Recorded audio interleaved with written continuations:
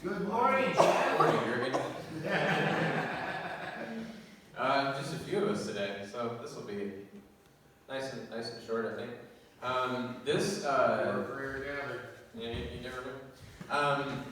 With this message, actually took a couple weeks and thought about it. It was actually written last weekend and everything when Gary Davis was here. First of all, I'm glad I'm going to watch Gary Davis. I haven't done it yet, but I'm going to watch Gary Davis' message on YouTube. Gary Davis was I don't know if you're aware, Gary Davis was the pastor of Canby Christian when I was a kid.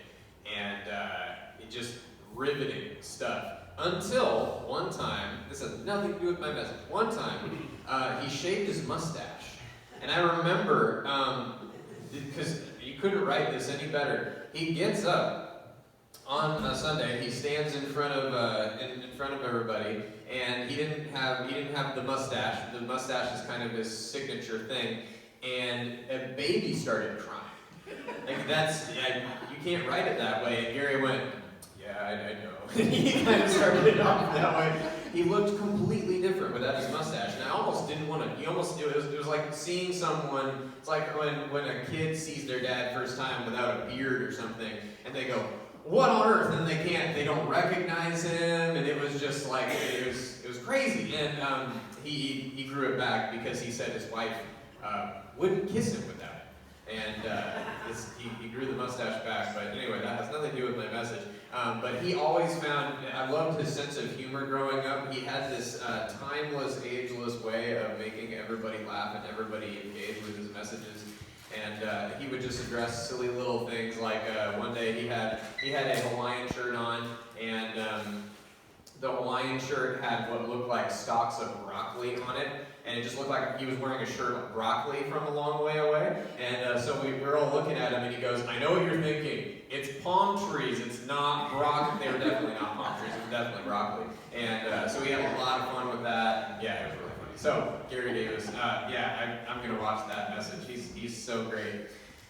Anyway, throughout the summer, as a teacher, you kind of wait all stinking year for this magical thing called summer. And it's just kind of looking at you, it's looming at you across the horizon. And when it gets to, I started thinking about it actually at the end of Christmas break, unfortunately.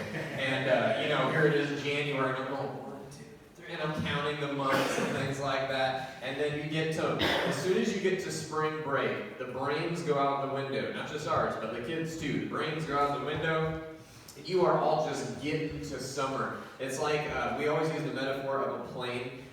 Teaching is a plane. At the beginning of the year, you have taken off with this thing that's barely able to maintain airworthiness, and you're working on it as it's in the air. That's kind of like, our staff mantra at the middle school. I don't know, we probably aren't very good put together staff then, but it's always like, wait, what's this policy? And let's see, do we give am I supposed to do this with this student? If they do that, what's the policy on that? None of us are familiar with it because they're all new every year, and it's this plane that's just taken off and it's barely able to fly.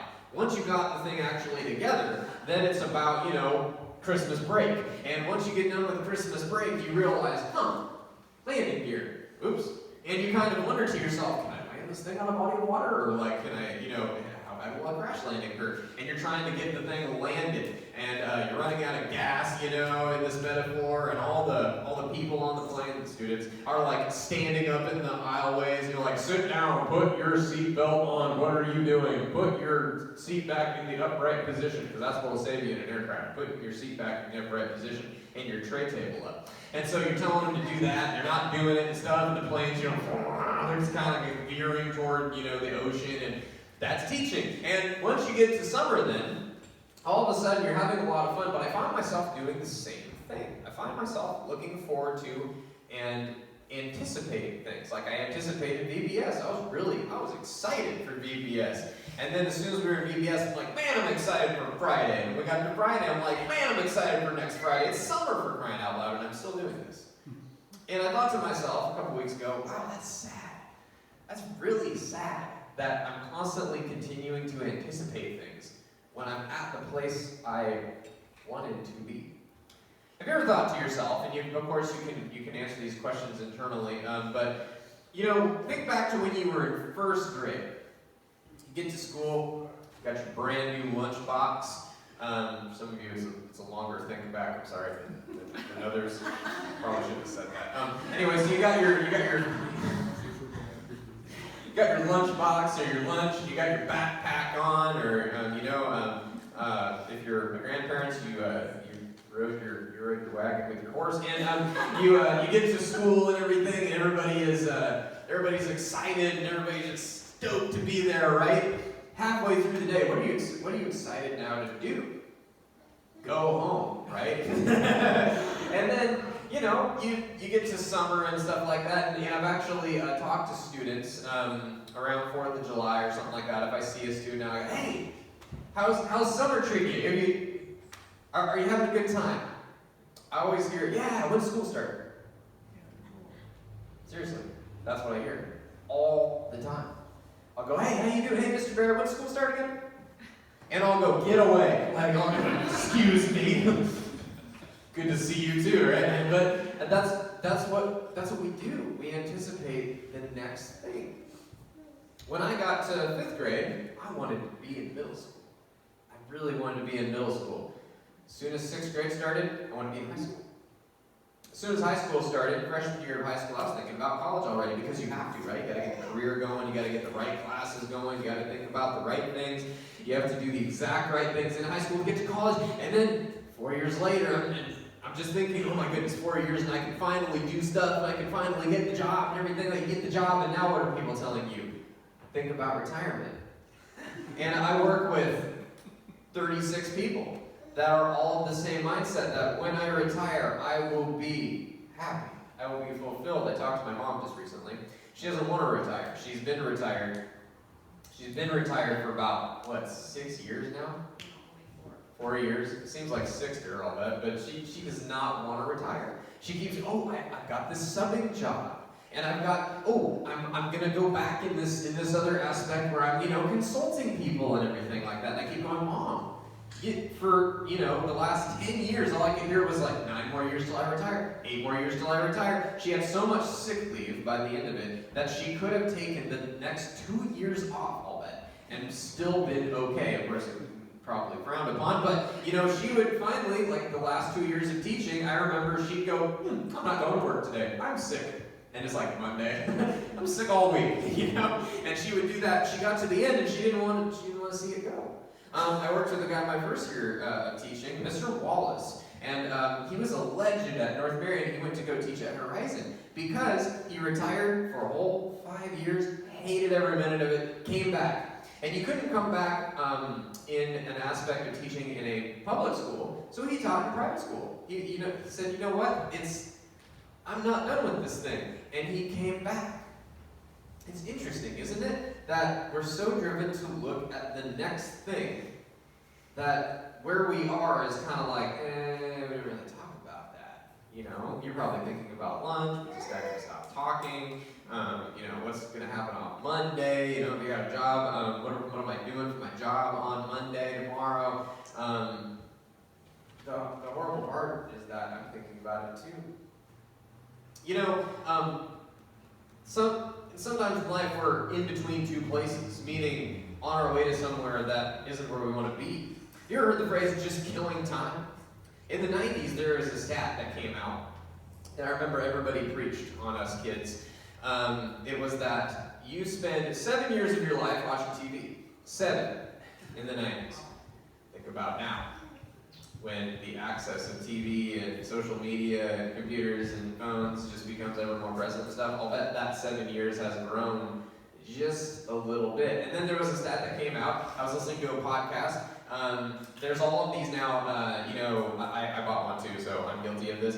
Getting online and buying yourself a mattress versus going into the store, right? It comes in a big box and stuff. You unroll the thing, and it's like magic. It like inflates before your eyes, and whoa. And there was a stat that came out when those came out that you spend something in the neighborhood of like 20 years of your life sleeping. I didn't even know this until I heard it in a podcast, and I went, what in the world? Why am I sleeping so much?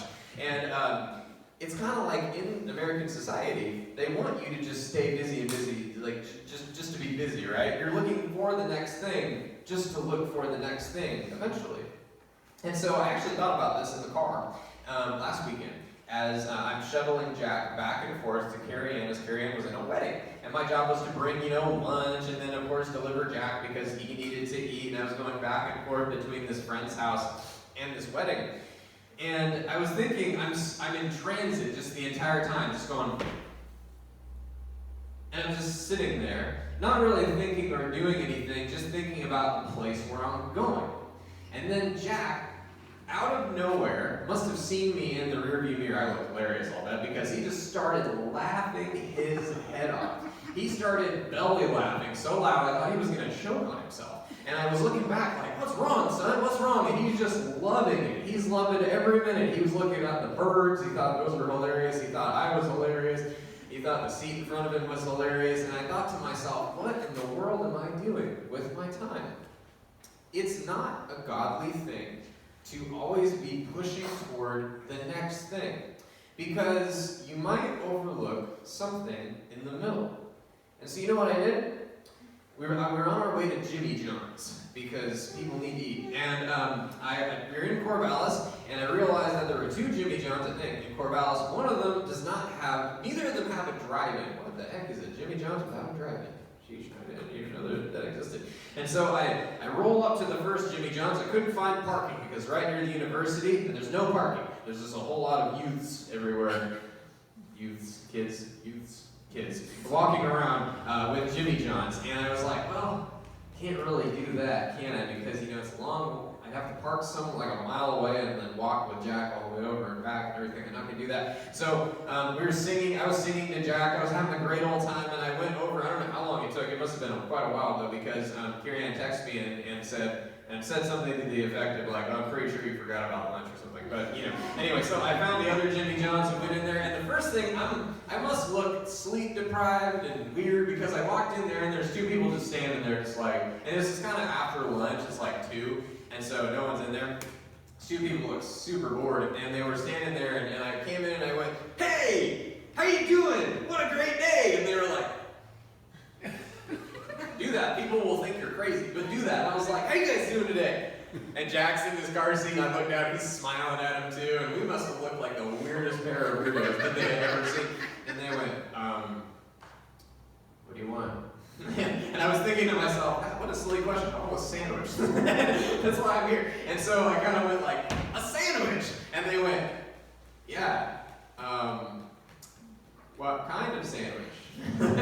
And it was a great exchange, and I hope I brought some light to them. But anyway, as I was kind of going through that day, a psalm came to my mind. It's not the psalm you're thinking of. It's probably not even the verse you're thinking of. We actually sang a song with the verse I should have used for this message, wait upon the Lord, right? But what if waiting could be turned away from our classic thought about waiting? I want to direct you to Psalm 46. And it's kind of hidden in there. It's kind of I don't know, it's a little bit muddy as you first see it, but as I've been living and breathing this psalm and another one throughout the last 2 weeks, it's made so much more sense to me. Just so much more sense. I want to give you a breakthrough today. And breakthrough number 1 is that God, underline, always puts you in the position that is needed for His kingdom. God does not waste His time. God is someone that invented time. He doesn't put you anywhere that you're not going to be used or brought light to somebody else that's in need of light. Whether that is you know what, I really need to go someplace, but all of a sudden I get this call and someone wants some prayer. Hey, that's perfect. That's beautiful. That is a God-centered thing that just happened. And you know what? That is not your plan. That's God's plan. And so now it needs to be ours. Psalm 46. God is our refuge and our strength, an ever-present help in trouble. Therefore we will not fear, though the earth give way, and the mountains fall into the heart of the sea.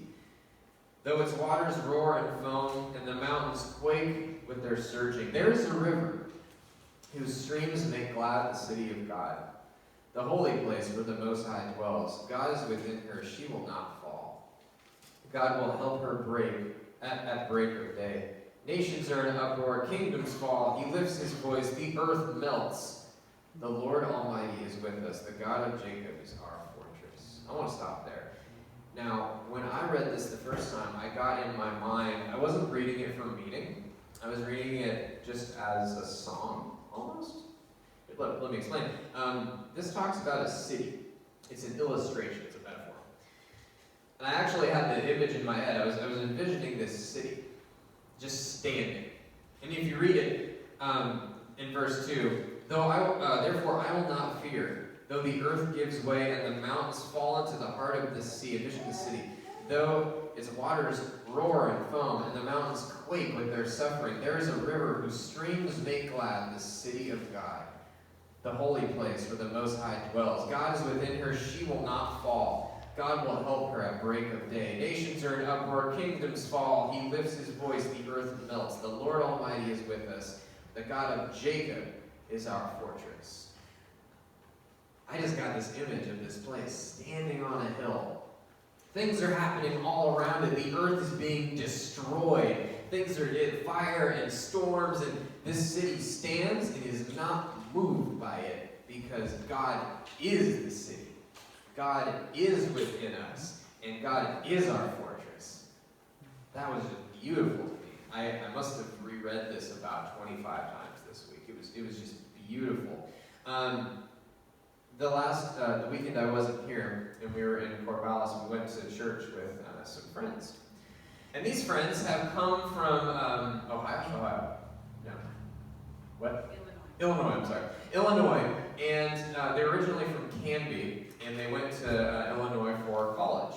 And their church actually was planning a church in Corvallis, imagine that, an Illinois church, coming to Oregon and saying, whoa, this place needs a church. That should tell you something. And they came to Corvallis and said, this is the place that needs a church. And they planted a church that started with 25 members, was it? 25 members. For the longest time, it stayed at 25 and or dwindled. And it wasn't going anywhere. And imagine those people in that church kind of getting a little bit worn down. They were waiting for the day when God would bring them more numbers, right? But see, numbers are not, God doesn't deal with numbers. And if you bring that to any other society, like the times I've gone to Mexico and you ask them, how many people were at your service? They'll look at you like, what are you talking about? God was there. Why do you care how many people were there? And so, this pastor of this church, we actually went to it. Now they're at 100. God has massively blessed that church. Not that numbers matter, but if you want to put a pulse on there, this church is alive. We walked in there, and literally we were then surrounded by about 7 people, all holding out a hand to shake our hand, all offering us coffee and saying, hey, how are you? Where are you from? Is this your first time being here? How can we pray for you? Seriously, that's what happened. Like, it was a magnet, people just coming in and things like that, and wanted to share with you, we're all in your face, that's not what I mean, but, and it wasn't even their job. I'll bet I was greeted by so many people that aren't greeters. It just was what they did. They were just happy. They were just joyful to be there, you know? God has given them, they don't have a building of their own. They're in a school right now. And God's kind of moved them around a few times. They're doing what's called church in a box, meaning that every Sunday they have to pack up the PAs and everything like that, and all the musical instruments and everything, and stick it in a trailer. And then that trailer is then kept someplace, and then it gets brought out every Sunday. And it's tables. They have a whole nursery and children's ministry, tables for coffee, and the whole greeting area. They have a drum set, they have a keyboard, a guitarist, all this musical stuff, and all of the PA equipment. It all goes in a trailer. And they have to do this every Sunday. And church, I didn't see worn out people at all. I saw people that love God and were happy to be there, man. It was exciting. It was really exciting. And the pastor was standing there, and he actually said, I get a lot of, I talk to a lot of pastors, and I always get this question, how many are in your church? What's the size of your church? And he said, I always make them angry. I always say, medium. And they always go, what's that mean? Like, What are you talking about? Like, are you growing? Are you, and he always goes, medium size, somewhere between 100 and 1,000. That's kind of where we are. I think they're like 125, but it doesn't matter. It's not a race. It's not a contest at all. They're just excited to be where they are. They tell me they would love to be closer to campus, to OSU. And they kind of got hung up on that, I'll bet, for a little while. But you know what? God wants them here. God wants them where they are. They're a little ways away from campus. They wanted to be closer to campus, but if God moves you someplace, He's going to use you right there. He doesn't care about your agenda because, He'll get there. It's probably a good agenda, sure, but He's got something He needs to do right where you are right now. Isn't that exciting? This message just amped me up all week. Breakthrough number 2. I started praying this prayer. What would you have me do, Lord? What would you have me do? Last summer I shared this a little bit. We were kind of in a bad financial position. And I kept wanting to, I basically wasted, I think, the last part of July through August into September worrying about getting to October. You ever been there? Worrying about getting to, this will be the time when we're financially okay again. Were we ever, did we ever starve? Did we ever not eat? Was God, did we pay all the bills? Yeah, we did. And so when you look back on those times, and, life litters you with that kind of stuff, you kind of think, how silly. Who did I miss, or who did I brush over that I could have witnessed to? Or, what were the things I could have done? When I was working at a camp, we were working down near Eugene, and in a little out of Junction City, and our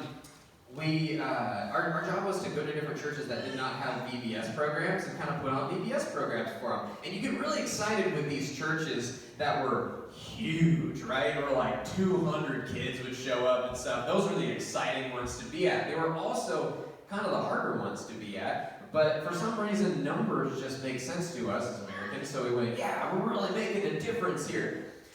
I was called to Albany one week, Albany Lutheran. And we show up, and we got, 2 cars full of camp stuff. We got 4 people to put on a camp. We're ready to train volunteers to go and help out this camp and be with these kids and everything like that. And we're just stoked to be there, right? We're so excited.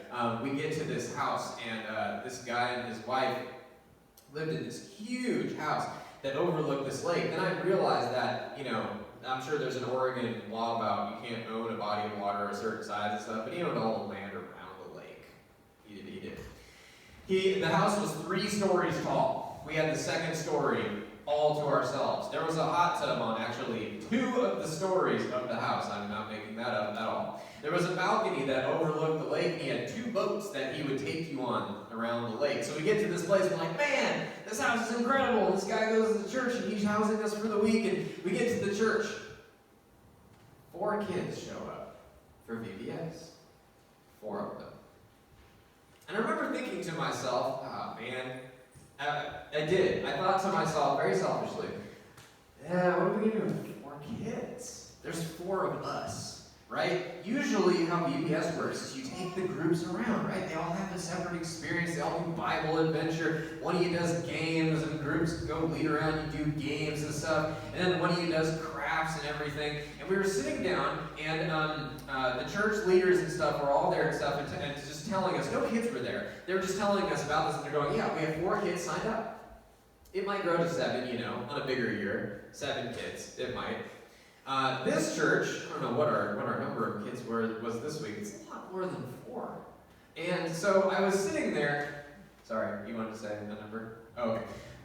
Had to look. Anyway, so I was sitting there, and I was like, as the church leaders, but the church leaders were excited about this. They were excited about those 4 kids. And so we came home to this giant mansion of a house. And we were talking, sitting on some couches, and we were all kind of consulting each other on what the week should look like. Okay, well, I'll wait here. We'll take these kids around and stuff. And everything. Should we put them in separate groups, 4 groups of 1 kid each, or what should we do? We decided on a novel thing. We were going to do every station with these kids. Usually, you station one of your leaders at crafts and Someone would be craft person for that week. You had all these bins of crafts. And usually my job was Bible adventure. So usually you bring them all to me for Bible adventure. Then we go to games. Then we go to snack and stuff. And we finally landed on, you know what? What if we all did everything? What if we just did it? We just did all these stations with these kids. What if we did that? We got there the next day. 4 kids showed up. I think it grew to like 5. Somebody brought a friend. We had the best time in the world. I don't even know how to describe the time we had. I will always, VBSs to me in that ministry, in camp ministry, just come and go. That one did not come and go. That week, I remember every stinking day. We showed up, those kids were so excited to be there, man. It was so much fun, so much fun. In fact, halfway through, I'm kind of tearing up talking about it. Halfway through, we were right by the river, and the kids were talking about, you know what if we went to this big old park that's by the river and stuff, and what if we did VBS there? And I went, yeah, let's do that. We have VBS at a park in the middle of town. People were walking by and they're like, oh, it's fun, man. It's like a lot of fun. People were coming up to us and asking us like, hey, what are you guys doing? What are you doing? And we got to share with them the good news of Jesus. This was the craziest week I'd ever experienced. 4 kids, 5 kids at the end of the week changed it all, for sure. Not only that, but this guy and his wife, we went home to this guy and his wife. They actually, they would watch TV, we noticed, in separate rooms of the house. Because this guy liked to watch NASCAR. He's from Georgia. And his wife doesn't like NASCAR, and she wanted to watch something else. And so they watch TV in separate rooms of the house. We kind of got the hint that this couple didn't like each other that much right now. They didn't spend a lot of time together. They had grandkids over all the time, and one of them would take the grandkids and do something while the other one just stayed at home and stuff. And when we first got there, they wanted to show us everything, right? The guy had a brand new Ford Mustang in the garage. He wanted to show me the Ford Mustang. He also was restoring this classic car. He wanted to show me his 2 hot tubs. He wanted to show us the lake and take us across the lake and stuff like that. And show us that you could fish in his lake. And as the week progressed, and we started actually talking to these people, a novel thing happened. They had to feed us. And it might sound pedestrian at first, right? But having to feed us means that they all together, like grandkids, them, us, we all ate together at this gigantosaurus of a table that was probably meant for Thanksgiving dinner. But we all sat there and ate together every night. At the end of the week, the guy and his wife came and actually said to us, thank you for coming. It's been a long time since we ate together. It's been a long time. Just blew my mind that this could have meant that much difference. I think there wasn't a dry eye in the place as we drove away from there that Friday, that Saturday. We go all the way through Friday and then we take off on Saturday. We've done VBSs for 250 kids before. We've done VBSs at just giant churches. We've done, there was a VBS where we did 2 in one Sunday, and I think I told you about that. One in the morning, one at night, marathon week. I don't think I made as much impact in any of those situations than I did with those 4 kids. They loved the heck out of that. That church was an amazing group of people that came together to support us. And that guy and his wife, I don't know what became of them, but we prayed for them on the way home, and I saw God move. God was using us. And at the beginning of the week, the thought I had was, man, I can't wait for Friday. I want to get back and actually do something. I can't wait for this. Gosh, 5 kids, what are we doing here, God? Why are we having us do this? They shouldn't even have a VBS. How selfish is that? How selfish is that? They shouldn't even have those 4 kids, I don't know where they are right now, but those 4 kids, it really meant a lot to them that we were able to do that. So breakthrough number 2 is, don't overlook those times. Don't overlook the times that God leads you into a place. I had a whole second illustration for you, but I think that pretty much does it. I had one more song I've been living with this past week. And it actually is a song that you all know by memory, and I grew up with this and knew it by memory. And I kind of put it away for a few years. I don't think I've looked at it for maybe 5 years because it's one of those cornerstone psalms, and it's Psalm 23. It's one of those cornerstone psalms of the faith, and it's just something that we've all known forever. And I started rereading it this week, and I think it was actually because of the Bible study that I was doing. But as I was writing this message, I kind of went, this fits absolutely perfectly. This is a man who is totally at peace with what God is having him do in his life. Here it is. The Lord is my shepherd. And by the way, this is NIV. I have memorized a different version. The Lord is my shepherd. I like this, how it says this. I lack nothing. The other version that I grew up with is, I shall not want, right? I read this and it says, I lack nothing. He makes me to lie down in green pastures. He leads me beside quiet waters. He refreshes my soul. This is also really cool in this version. He guides me along the right path. Not the path I want, the right path, for his name's sake. Even though I walk through the darkest valley, I will fear no evil, for you are with me. Your rod and your staff, they comfort me. You prepare a table before me in the presence of my enemies. You anoint my head with oil, my cup overflows. Surely your goodness and love will follow me all the days of my life, and I will dwell in the house of the Lord forever. It's kind of cool to read something else in another version. This is NIV. But I love how at the beginning it says, the Lord is my shepherd. I lack nothing. What am I worried about? What am I worried about in my life? And then finally, he guides me along the right paths for his name's sake. Believe it or not, you and I are on the right paths right now. So my question to myself through this upcoming week is, what am I going to do with it? Let's pray.